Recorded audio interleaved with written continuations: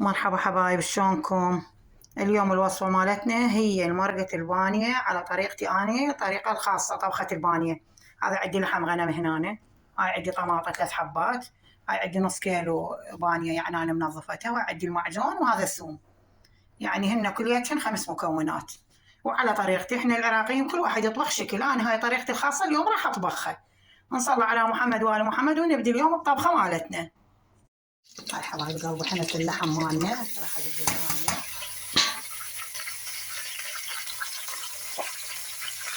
وأجيب الثوم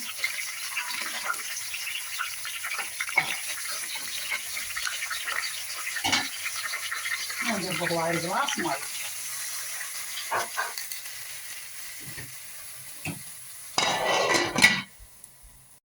هاي بس حبايب قلبي البانية مالتنا. هسه ندير الطماطة، خاشوقة معجون، وهذا التشريب مال المي اللحم طلعته اني هسه نفسه راح اراجع على مود يعطي طعم.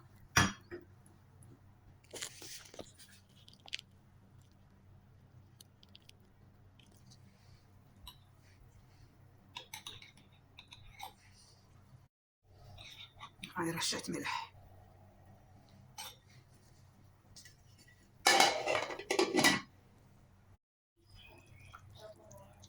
هاي استوت المرقة مالتنا حبايبي. وهاي رجعت لكم حبايب قلبي، الطبخة مالتنا استوت. هاي البامية وهذا اللحم شلون مستوي.